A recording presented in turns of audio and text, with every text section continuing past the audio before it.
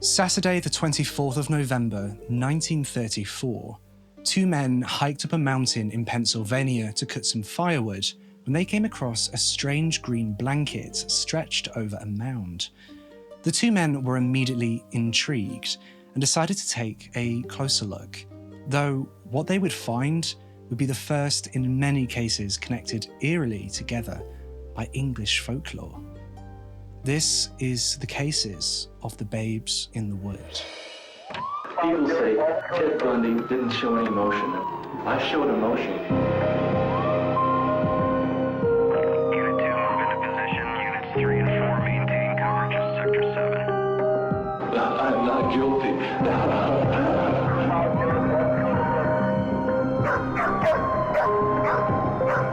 Opening clear. We have a visual. Repeat, we have a visual.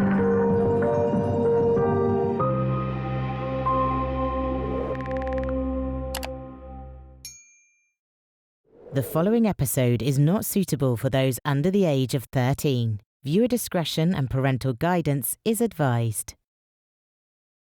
Before we delve into this episode, I'd just like to thank HelloFresh for sponsoring this video. It's brands like HelloFresh that help to keep this channel afloat and help us make true crime content just like in this video. HelloFresh sends seasonal recipes and pre-measured ingredients straight to your door. They're affordable, easy to cook, and they make cooking far less stressful and a lot more fun. I've actually been trying out HelloFresh recently, and I documented me trying to cook one of their recipes, and trust me, if I can cook it and follow the recipe, anybody can. Today we're going to be cooking beefy sloppy joes on ciabatta. Yes. So the beauty of HelloFresh is that everything's numbered. So when it comes, everything's wrapped in the packet. So this is number 13. And where is it? You just gotta excuse my message. Number 13. See? This is everything you need, mostly, to make your meal. They offer a huge range of quick meal options like 20-minute dinners or oven-ready pizzas, perfect for fitting right into any routine. They make healthy eating far easier with many low-cal, carb-smart, vegetarian and pescatarian options. Plus, each recipe is packed with fresh produce sourced directly from farmers. And every recipe is absolutely delicious. Even my cat George agrees. And with the average trip to the supermarket or the grocery store being about 41 minutes, you get to claw back that time and skip those trips, as HelloFresh will send all of your chef-curated recipes and meal kits straight to your door. The pre-portioned ingredients means that there's less prep and there's less food waste for you. And the packaging is made almost entirely out of recyclable material or from already recycled materials. I couldn't rave more about HelloFresh. Their service enables me, someone who lives with a disability, to be able to make sure I get all the nutrients that I need to stay healthy and to eat good and eat right. And it tastes really good. And just for you, HelloFresh has hooked my viewers up with a tasty, scrumptious deal. Excuse the pun. Go to HelloFresh.com and use coupon code JoshuaMiles14 to get 14 free meals, including free shipping. Again, that is coupon code JoshuaMiles14 at HelloFresh.com to get 14 free meals and free shipping. Don't miss out on that. Thank you again to HelloFresh for sponsoring this episode. Now, back to the case. While England mourns the death of astronomer and mathematician Thomas Digges in the small town of Norwich, London, a ballad was anonymously posted with the title "The Norfolk Gent's His Will and Testament," and how he committed and keepinge of his children to his own brother, who dealt most wickedly with them, and how God plagued him for it. This ballad would later become known as, quote, The Babes in the Wood, and it is a traditional English children's tale. It tells a short story of tragedy befalling two young children with a heartbreaking end.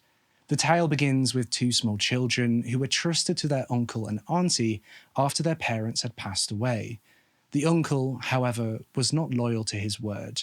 You see, he had promised to look after the children, and he told his wife that the children had been sent to London in order to give them a better life, though the truth was that he gave the children to ruffians who, in turn, would murder them, so that the killer could get the inheritance. One of the men who the uncle gave the children to actually had a change of heart and decided to speak with his partner about the fate of the children.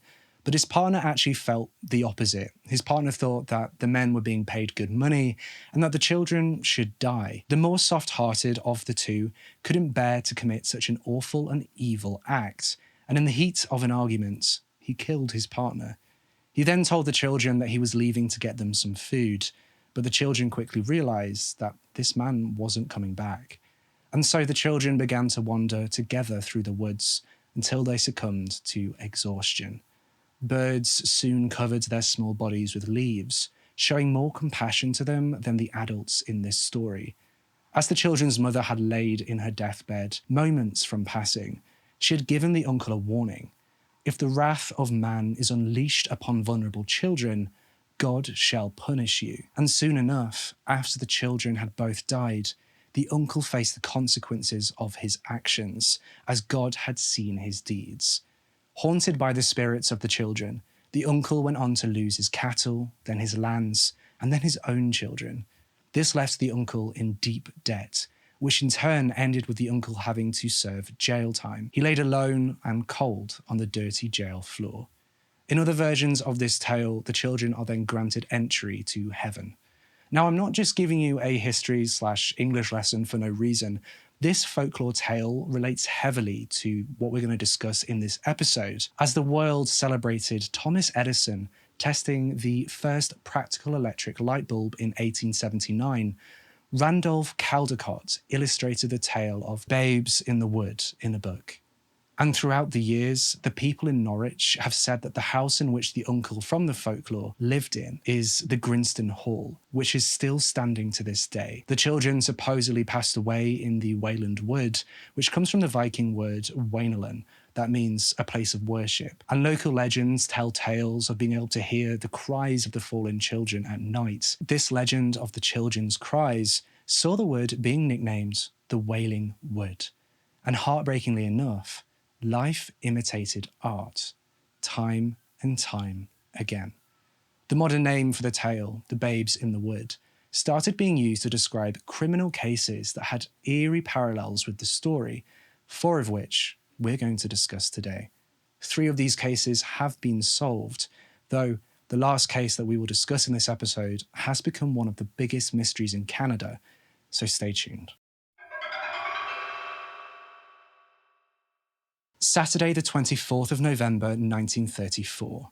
John Clark and Clark Jardine were headed on a hike to cut some firewood on South Mountain in Pennsylvania, the United States.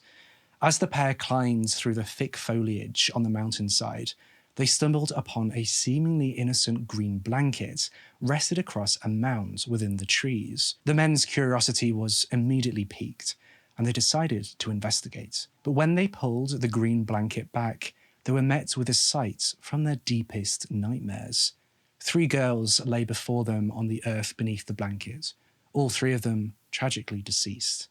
All of the girls had been found dressed in smart outfits, and they all looked very similar to one another. They had grey eyes, light brown hair, and cute freckles. The 2 men immediately contacted the authorities, and the police arrived on scene quickly. The news of the discovery spread like absolute wildfire through the local community and then to neighbouring communities, and this saw hundreds of people flock to the scene of the crime, some of which travelling there in the hopes of perhaps finding their own missing children. The fact that these 3 girls looked so similar immediately caused the investigators to suspect that the 3 of them had been sisters, though they had absolutely no idea as to who the girls were or where they had come from. A public viewing of the 3 children was subsequently arranged in the hopes of identifying the youngsters, and thousands of people came to the public viewing to see whether they could help and to pay their respects. The radio stations obsessed over the story, and photographs of the girls were distributed nationwide, but no identification could be made. An autopsy on the girls revealed that they had died as a result of strangulation or suffocation. 5 days after the remains of the 3 girls were found, a suitcase was discovered about 3 miles away from the crime scene. The suitcase contained a notebook which had the name Norma scribbled on it in messy handwriting, the handwriting of somebody who was young. On that same day, a woman and a man who had been dressed smart were both found dead at an abandoned Pennsylvania railroad flag stop.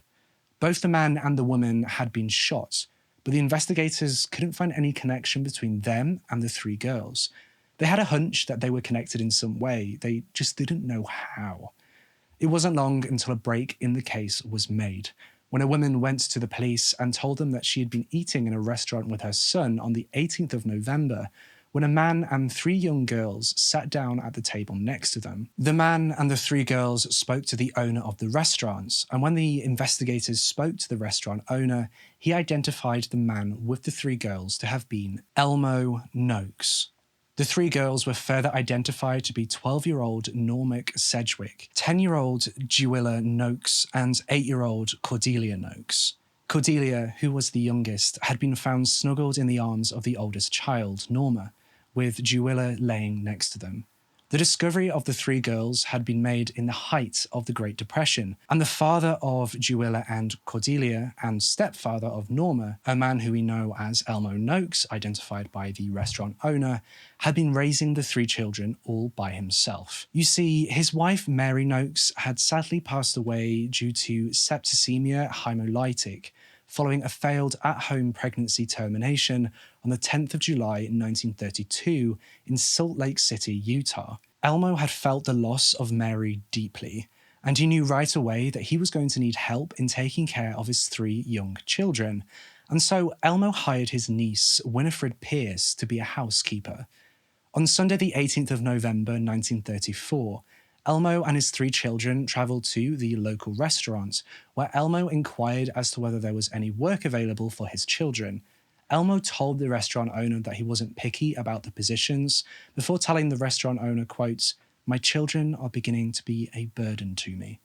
Though, just days later, on Sunday the 24th of November 1934, Elmo committed an unspeakable act. He suffocated his three children to death, and the following day he shot and killed his niece Winifred with a shot through her heart and another to her head, before turning the gun on himself and killing himself with a single gunshot wound to the head. Several theories as to what exactly happened to the Noakes family have been speculated, theories discussing why it happened. The chief of police theorised that Elmo hadn't killed the girls on purpose, due to the fact that his affection and love for the three girls had been well known throughout the community. He believed that the three girls had been accidentally killed by exhaust fumes from their automobile. He goes on to theorise that, riddled with guilt and fearing being held responsible, Elmo Noakes and Winifred Pierce committed suicide. Some theorise that they were actually being pursued by an armed gang, and others that Elmo had been suffering from severe mental illness. The funeral for the three girls saw thousands of people in attendance to pay their respects. Elmo and his niece Winifred were buried in the same cemetery as the three girls, with Elmo actually being honoured by the American Legion for his military service with full military honours. Following the famicide, in March of 1935, a bill was proposed and passed that required all school children in the state to be fingerprinted to allow for quicker identification efforts in missing persons cases and in any investigations. It's interesting to note that when the family history of the Noakes family was published, it details that Elmo and his children had died in an auto accident, and that Winifred had simply died at the age of 18. A heartbreaking case that to this day leaves us with so many questions and no answers. We can only hope that the Noakes family and the Pierce family have been able to find closure and they were able to move forward.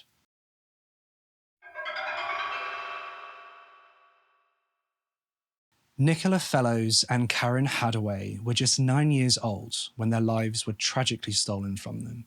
The two girls had been the best of friends and lived close to one another, which they absolutely loved as it allowed them to spend more time together and gave them space to play. On Thursday, the 9th of October 1986, the two girls went out to play as they had done countless times before. The pair actually came across a 14-year-old teenager who they knew, who saw the two 9-year-old girls and told them to go home as it was getting late. This 14-year-old allegedly overheard Nicola telling Karen, quote, "Come on, let's go over to the park." The park they were referring to was called Wild Park, a place that their parents forbade them to go to. It was completely not allowed. And their parents' fear of the Wild Park would sadly manifest into their worst nightmare when the two girls failed to return back home by their bedtime. The following afternoon, on Friday the 10th of October 1986, searchers Kevin Rowland and his friend Matthew Marchant tragically discovered the bodies of Nicola Fellows and Karen Hadaway. They were found hidden in a makeshift den in the park, and an autopsy horrifically revealed that they both had been strangled and sexually assaulted. As the families of the two girls became overwhelmed with grief, investigators set their focus on finding out what monster could have harmed the two 9-year-old girls in that way. And it wasn't long before the investigators stumbled upon a lead. Russell Bishop had been 20 years old at the time, and he had been spotted in the same area as the two girls at around the same time that they had met a tragic end. When the searches for the girls had commenced, Russell had quickly shown up with his dog, which he actually claimed to have been a highly trained tracker dog, and that was insured for £17,000. And when the bodies of 9-year-old Nicola Fellows and 9-year-old Karen Hadaway were found, Russell came running to the crime scene. When he was later questioned by the authorities, the investigators noted several inconsistencies. He made a statement to the police that he felt the girls' necks for a pulse. Now, this is all well and good. Maybe he was just a good Samaritan or somebody with first aid training, except there were actually several witnesses at the scene where the girls had been found, including a police constable, who all reported to the investigators that Russell didn't get close enough to the girls to even see their bodies properly. The police believed that Russell had told them that he'd tried checking for a pulse in an attempt to explain away any potential evidence against him. A former friend of Russell Bishop, Jeff Caswell, said when speaking about Russell, quote, "He was a typical lad around town that time. He'd grown a mustache and he had this car he'd race everywhere. And he was always telling lies, trying to big himself up. He was only around 5'5" tall and weighed around 8 stone, and I think he suffered from little man syndrome. He was always telling porkies about this and that. He was also a thief. He'd break into cars and he'd steal stuff. He had been a roofer but was going nowhere really." With all this information, investigators moved in on Russell Bishop. Russell was arrested on suspicion of murder on the 31st of October, and his first trial commenced in 1987, though he actually ended up being acquitted on the murder charge due to a series of mistakes that the prosecutors had made. Russell, following the acquittal, went as far as to sell his story to the News of the World for £15,000, claiming to be a wrongfully accused person. Unfortunately, a pattern seemed to emerge in Russell's actions. In December of 1990, he was convicted of kidnapping, molestation, and the attempted murder of a 7-year-old girl in Whitehawk, Brighton, England. And amazingly, in 2018, using modern science, the families of Nicola and Karen finally saw justice being served. The families of the girls wept in each other's arms on the 10th of December 2018 as the Crown Prosecution Service presented new evidence against Russell Bishop. They had used modern technology to actually link him to the murders. Samples taken from the left forearm of one of the victims were re-examined in the hopes of finding any DNA evidence. And miraculously, they managed to find skin flakes, which they subjected to cutting-edge techniques in the DNA field, the result of which shows that it was 1 billion times more likely that Russell Bishop's DNA was present within those samples than it not being present. On the 11th of December 2018, the 31st anniversary of his original acquittal, he was sentenced to 2 life sentences with a minimum term of 36 years in prison.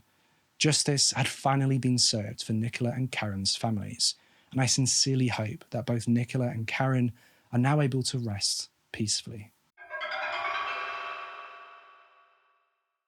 The world's eyes were set on NASA's Explorer 1 on Tuesday the 31st of March 1970 as it re-entered the Earth's atmosphere after spending 12 years in orbit, burning up as it fell back to where it was once created. But in Sewardstone, Essex, England, as the world was watching the skies, true horror occurred secretly on the ground. 2 young children, 11-year-old Susan Moriel Blatchford and 12-year-old Gary John Hanlon, would meet a terrible fate at the hand of a known paedophile, Ronald Jebsen.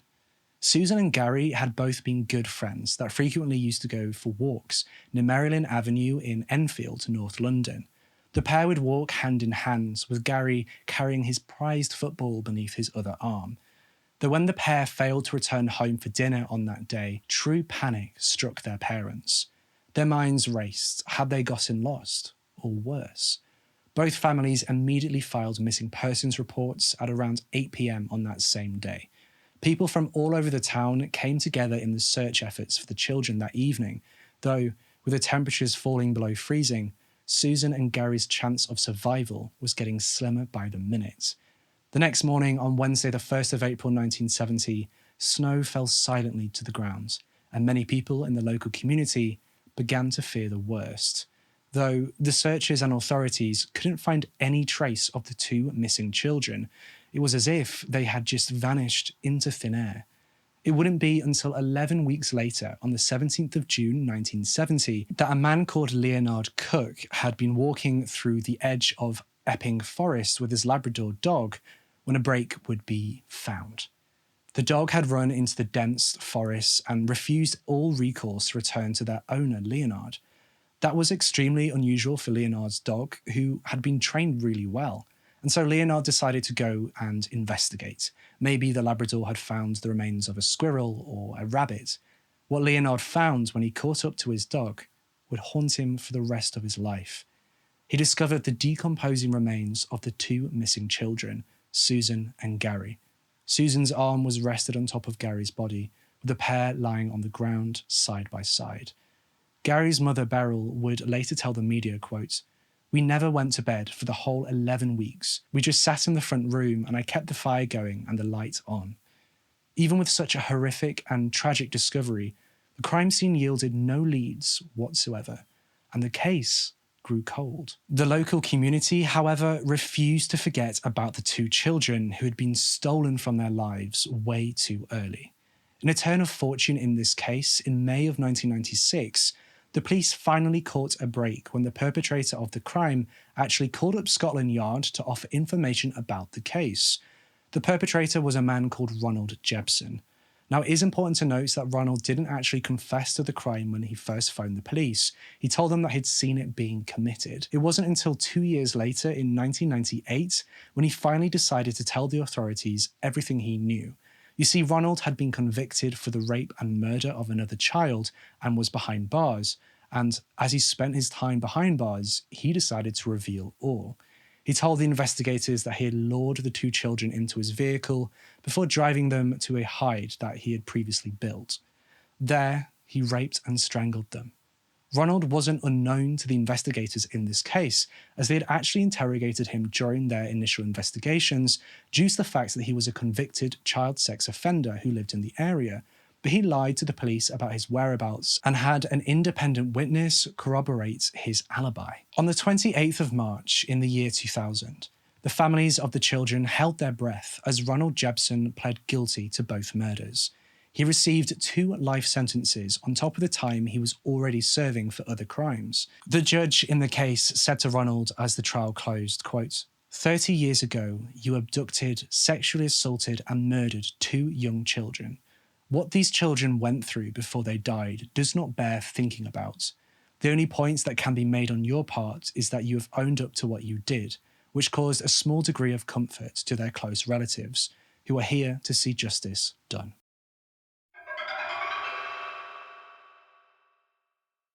We've just discussed 3 solved cases with eerie parallels to the English folklore, The Babes in the Woods. I now want to talk to you about our 4th and final case, a case that is one of Canada's biggest mysteries. The Babes in the Wood of Stanley Park. Tuesday the 13th of January 1953, the day after Estonian émigrés found a new government in exile in Oslo, a veteran park board gardener called Albert Amos Tong had been clearing bushes for tree planting near Beaver Lake in Vancouver, Canada. It was as Albert was clearing these bushes when he suddenly stumbled upon a patch of leaves that made a rather peculiar crunching sound when he stepped on them. He paused, taking note of the strangeness of the leaves and the location he was in, But he knew he couldn't stop for long or investigate further as he was on a tight schedule and needed to get the bushes cleared, ready for the tree planting project. Albert would later explain, quote, "I was working over there. On Tuesday, I walked over the spots and heard a loud crack as my foot went on a bundle of leaves. I went back and told my friends. It looks like there is someone buried there. But I did nothing about it as I was too busy that day." Albert didn't forget the strange discovery in any rush and quickly decided that he would return back to the area the following day on the 14th of January 1953. Albert later recounted, quote, "This morning, January 14th, I went over and raked at the leaves. I saw a skull with a boy's cap on it, so I went for the police, then helped them bring the rest of the bones to light." Unbeknownst to Albert, he had just unearthed a shocking crime. 2 children lay underneath a decomposing woman's fur coat and tree branches, and it was immediately clear to the authorities that the 2 children had been murdered. And within moments, the case, which would become known as the most heartbreaking case in Vancouver's history, would begin. The small skeletal remains of the children had been found lying in a straight line with the soles of their feet facing one another, forever touching, and their heads in opposite directions.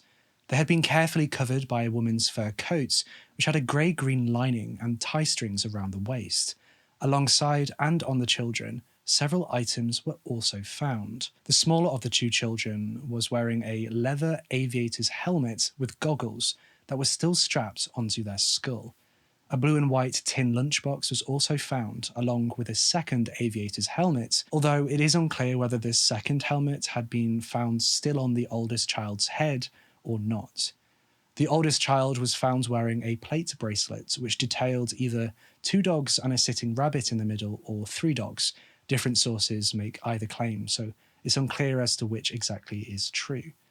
As the children had been left out in the wilderness for such a long period of time, little actually remained of their clothing, though this didn't stop the investigators from gathering as much information as possible from the pair. Detectives attempted to take a closer look at the pieces of clothing that they could recover under a microscope, and with the assistance and aid from a yard's good manager of a Vancouver department store, the cloth was determined to have been that of red Fraser tartan. Despite this discovery, the authorities were unable to ascertain any further leads, and it became clear to them that the clothing found on the children had likely been homemade and used materials from an old piece of fabric. The authorities were able to retrieve a child's belt and a zipper from a sweater or a jacket from the deteriorated clothing that had remained. They further recovered 2 pairs of brown Oxford shoes with white rubber soles from the feet of both children.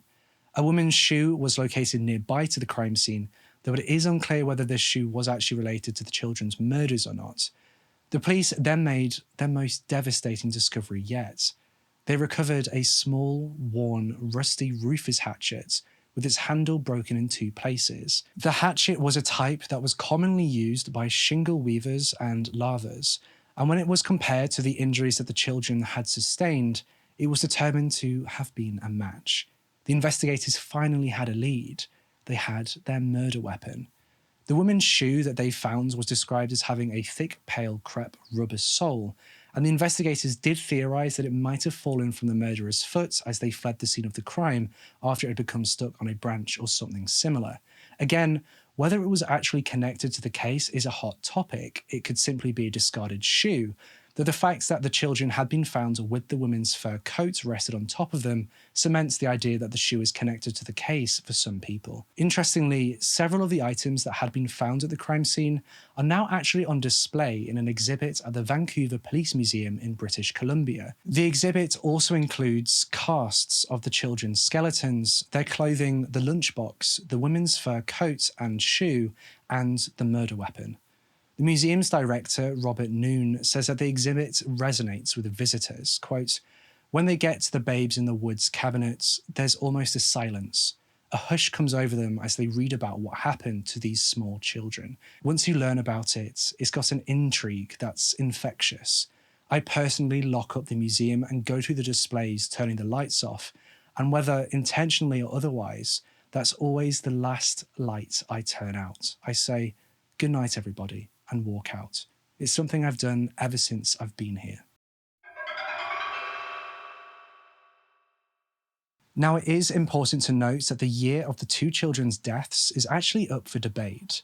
The style of shoes that they had been wearing were only sold after the Second World War, and when the authorities analysed the ground and nature that was on top of the remains, they estimated that they had been in that location for approximately 6 years.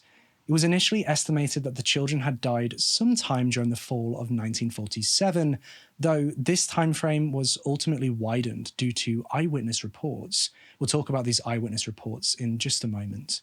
The new time frame placed the crime occurring as early as 1944, in 1949, or in 1950. Now, interestingly, a doctor was called to the crime scene to examine the skeletal remains, though we do have to note that this doctor was not a forensic pathologist and hadn't any training within that field. Even though the field itself was quite young at the time, he had no training in that science. This doctor concluded that the skeletal remains were from a young boy aged between 5 and 7 years old and a girl aged between 7 and 9 years old. And this was seemingly consistent with the clothing that they had been found with at the crime scene. However, this conclusion was a critical mistake. It resulted in investigators looking for the wrong leads for over 4 decades of inquiries. And during those 4 decades, the case went cold. In 1998, the case was reopened by Unsolved Homicide Unit Detective Brian Honeybourne. You see, Brian had a personal interest in the case and had always been fascinated by the stories surrounding it that he had heard. His parents had spoke about the case in hushed tones when he was just a child. After Brian contacted Dr. David Sweet, who was a professor and specialist at the University of British Columbia, they were actually able to extract DNA from the teeth of the children's skulls. And from those DNA samples, they learned information that shocked them.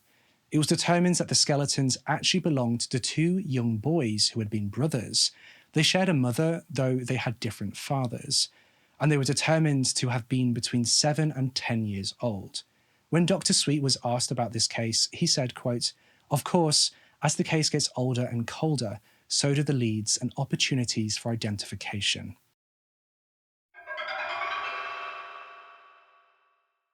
It's important to establish that several witness reports were actually filed in this case, reports that claimed to have seen the children with a woman. The cold case detective Brian Honeybourne followed up on many of the leads over the years, though he was actually able to rule them all out. One of these witness reports came from a man who had worked in a logging camp. He told the investigators that in 1949 or 1950, he had been with a friend on the road when they had picked up a hitchhiker who had been with 2 children. During this trip, the hitchhiker confessed to this witness and his friend that she'd been in trouble with the Mission police, Mission being a town, for either vagrancy charges, which is a fancy way of saying that she was homeless, or possibly for vag-c, which means prostitution charges at the time. The hitchhiker further told them that either one of the children or both of her children attended Cedar Valley School and that she lived on Cherry Street in Mission, British Columbia. This witness actually told all of this information to investigators at around the time of the discovery or sometime thereafter, when exactly is unclear. They further added that the hitchhiker had red hair and the 2 boys had been about 6 and 7 years old, and that at least one of them was actually wearing an aviator flying helmet. Armed with this information, the authorities managed to trace this lead to the family name of Grant, though even with what they thought to have been a hot lead, it was ruled out after they spoke to the living relatives of the family. Another witness report was about a woman who had stayed in the New Haven Hotel with 2 boys before disappearing, though this report was also ruled out. A further report claims that a woman and a man had been seen at Stanley Park with a hatchet and 2 young children. The report goes on to say that all 4 of them went into the woods, but only the woman and the man came back out. The woman allegedly had blood all over her legs when she returned. This report was investigated heavily, however, it led to no new leads in the case. And it wasn't for lack of trying. Cold case detective Brian Honeybourne followed up on all of these accounts and stories, but surprisingly, he actually found the children from the witness reports to be either still alive or that the dates and times failed to line up with the timeline of the murders in the case. Detective Brian is still searching for answers and is currently reviewing a witness report from May of 1944, which details a sailor from Esquimalt in British Columbia, Canada, and his fiancée who had been walking along the sea wall that surrounds Stanley Park when out of the blue, a woman rushed out of the bush screaming. The woman had only one shoe on and no coat, but before they could even comprehend what had just happened in front of them, she spotted the sailor and his wife and took off in the other direction running. Detective Brian further hopes that with advances in DNA testing and genetic genealogy, he will eventually be able to track down a relative of the two children. It was announced that earlier this year, in May of 2021, Redgrave Research were contacted to assist in genetic genealogy with the goal of uncovering the children's identities. This new method of identification has been promisingly and successfully used all over the world, though it is a lengthy process. Through analysis of the DNA they have on file and the DNA samples from the skeletal remains, the amazing people at Redgrave Research can check through the families, relatives, and their surnames that they have on file until they find someone that might match the DNA profile that they're looking to identify. In this particular case, due to the age of the two children, they started their search by looking through school attendance records to see if boys matching surnames of the families that they have on file suddenly stopped going to school at some point in the late 1940s. And by that I mean they go through all of the attendance records in the schools in the surrounding areas, all of them, which is a lot of hard work and dedication, and I cannot say and express how amazing these people are. Quote, "We still don't know who these boys were, why they were in Vancouver, or who killed them," said Vancouver Police Department spokesperson Sergeant Addison. "But we hope genealogical testing will finally give us the answers we've been looking for." Detective Brian Honeybourne, too, remains hopeful in this case. Quote, "If the police had apprehended a distraught woman at that time in Vancouver, undoubtedly they would have sent her to St. Paul's Hospital or Vancouver General Hospital to get a psych assessment before she'd be shipped off to Riverview, Essendale. The boy's mother is probably long deceased, so nobody living under the illusion that there's ever going to be a court case or anything like that. I don't live under any illusion that the murderer is ever going to face any justice in court.